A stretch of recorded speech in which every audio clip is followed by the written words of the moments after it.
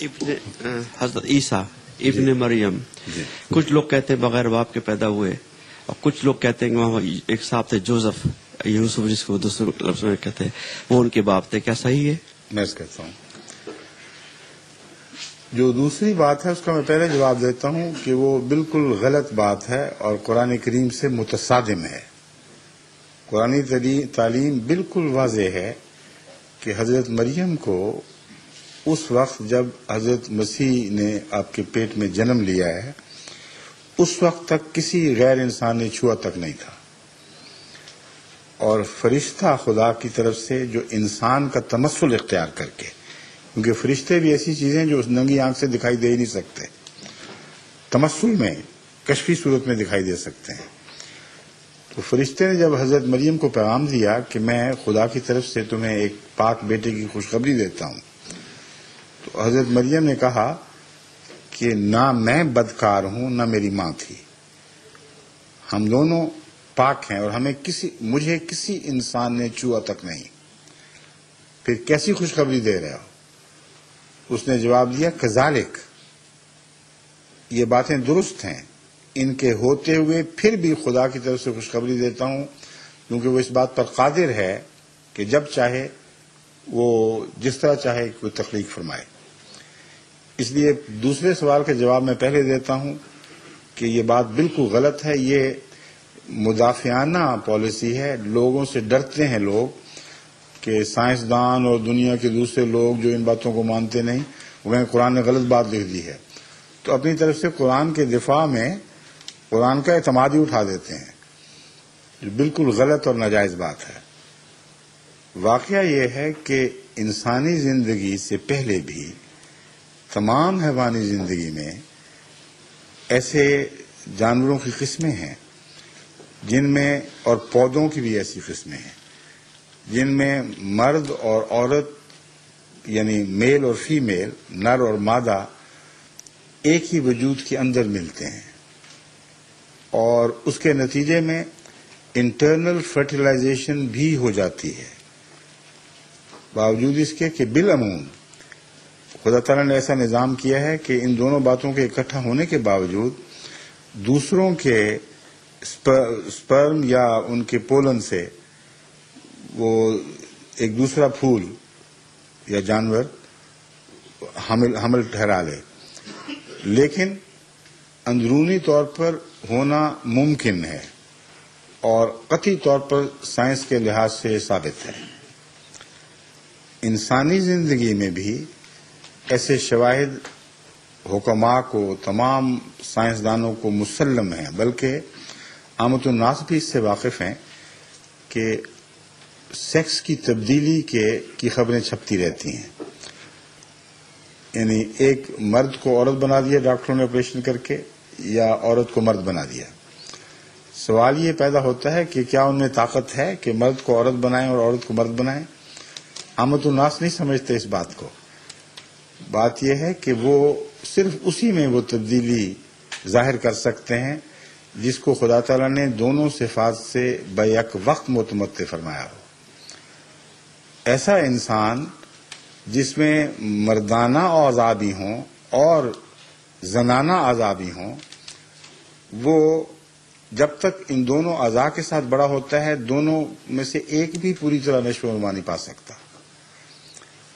اس لیے بعض دفعہ ایک نسبتاً زیادہ طاقتور ہو جاتا ہے تو اس شخص کا رجحان اس طرف ہو جاتا ہے، بعض دفعہ دوسرا نسبتاً طاقتور ہوتا ہے مگر پوری نشو و نما نہیں پاتا تو اس کا رجحان ادھر ہو جاتا ہے.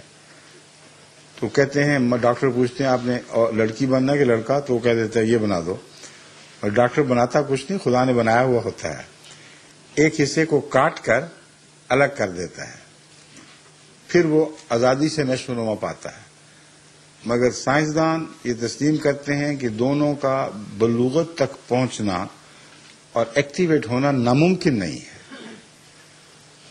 اور یہ بھی تسلیم کرتے ہیں کہ اندرونی طور پر ایسے سیلز ہو سکتے ہیں جو لڑکی نے اپنے آباء و اجداد کی نسل سے لیے ہوں اور رحم کے اندر موجود ہوں لیکن وہ نشو و نما نہ پا رہے ہوں.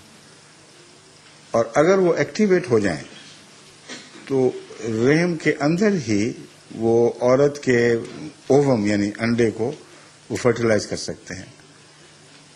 اور یہ بھی وہ بات ہے جس کو دنیا کے ڈاکٹر تسلیم کرتے ہیں. لیکن اس قسم کی سیلف فرٹیلائزیشن کے متعلق عموماً سائنسدان یہ کہتے ہیں کہ ہمارے تجربے میں صرف اس کے نتیجے میں لڑکی پیدا ہونا ثابت ہے، لڑکا پیدا ہونا ثابت نہیں ہے. مگر اب جو نئی تحقیق مسلم ہو چکی ہے وہ یہ ہے کہ ہمارا یہ نظریہ غلط تھا. بعض صورتوں میں جس کو تفصیل سے سائنسی لحاظ سے بیان کرتے ہیں، یہ ناممکن نہیں ہے کہ ایک عورت کسی مرد سے ملے بغیر بچہ پیدا کرے اور وہ بچہ لڑکا بھی ہو، لڑکی نہ ہو. تو سائنس نے جب یہاں تک تحقیق کر لی ہے تو اس کو غیر طبی کہنا ویسے ہی ناجائز ہے. مگر اعتراض صرف یہ اٹھتا ہے کہ کیا ساری کائنات میں جب سے دنیا بنی ہے ایک ہی شخص ہے جس کے ساتھ یہ سلوک ہوا ہے؟ اس کا جواب یہ ہے کہ ایک نہیں ہے، ہوتے ہوں گے بہت سے، مگر ایسی باتوں کو خاندان اچھالتے کب ہیں اور یہی شک کرتے ہیں کہ یہ شاید ناجائز بات ہو. اور ڈاکٹری تحقیق یا سائنٹیفک ریسرچ کا پرانے زمانے میں موقع ہی کوئی نہیں تھا. یہ ترقی کرتے کرتے اب اس مقام پہ پہنچی ہے کہ گہرے مطالعہ کے بعد، ان کے جینیٹک سیلز کے مطالعہ کے بعد، ان کے ڈی این اے آر این اے کو دیکھتے ہوئے یہ دیکھ سکیں کہ واقعتاً یہ لڑکی کماری تھی یا کسی غیر مرد سے ملی تھی. پہلے زمانوں میں کہاں یہ سہولتیں تھیں. اور ابھی بھی اگر کوئی واقعہ ہوگا تو کوئی بتائے گا نہیں کسی کو، کیونکہ لوگوں نے شک ہی کرنا ہے. اس لیے ایک ہی ایسا واقعہ ہے جہاں گواہی دی گئی ہے خدا کی طرف سے، بس اس کی انفرادی حیثیت گواہی کی حیثیت ہے، نہ کہ واقعہ کی انفرادی ہونے کی حیثیت. یہ ہو سکتا ہے تو ہوا ہے، لیکن تصرف الہی کتابیں ایسا ہوا. اور اس قرآن کریم کا ساری دنیا پر یہ احسان ہے کہ ایسی بچیوں کو الزام سے پاک کر دیا جو یہ اصرار کریں اور خدا کی قسم کھا کے گواہی دیں کہ ہم پاک ہیں. جب یہ پاک کر دیا گیا تو اب کسی کا یہ حق نہیں جب تک وہ اقرار نہ کرے یا دوسرا مرد پکڑا نہ جائے جس نے اس سے کوئی ایسی حرکت کی، اس کو کوئی سزا نہیں مل سکتی. لیکن اب سائنسی ذریعے سے یہ ممکن ہو گیا ہے کہ ایسی عورت کے دعوے کی تحقیق کی جا سکے اور پھر ثابت کر دیا جائے کہ واقعتاً معصوم تھی کہ نہیں تھی. اتنے لمبے جھگڑوں کی کوئی ضرورت نہیں، کیونکہ ایسے واقعات دبا دیے جاتے ہیں. تو قرآن کریم کی روح سے خدا ہر چیز پر قادر ہے، اس میں کوئی شک نہیں. لیکن ایک قادر ذات ایسے قوانین نہیں بنایا کرتی جس کو اسے خود توڑنا پڑے. اس لیے جماعت احمدیہ کا یہ مسئلہ بھی غور سے سمجھنا چاہیے. ہم ہرگز یہ نہیں کہتے کہ خدا ہر چیز پر قادر نہیں ہے. ہم یہ کہتے ہیں قادر بھی ہے اور حکیم بھی ہے. انسانی قوانین اس لیے ٹوٹتے ہیں کہ انسان مستقبل میں اپنے ذہن کو پہنچا نہیں سکتے کہ شاید یہ ضرورت پڑ جائے، شاید وہ ضرورت پڑ جائے. اس لیے بار بار قانون بنتے اور ٹوٹتے ہیں. قانون قدرت کا کمال ہے، اور یہ خدا کی ہستی پر سب سے بڑی گواہی ہے کہ 20 ارب یا کچھ کم سال سے یہ قوانین جاری ہیں اور ان کو توڑنے کی ضرورت نہیں پڑی. تمام قوانین مکمل طور پر ایک دوسرے کے ساتھ ہم آہنگی کے ساتھ جاری ہیں. تو خدا کو کیا ضرورت ہے ایسے قوانین بنانے کی جن کے مطابق بعد میں وہ کہے ہو یہ تو توڑنے کی ضرورت پڑے گی.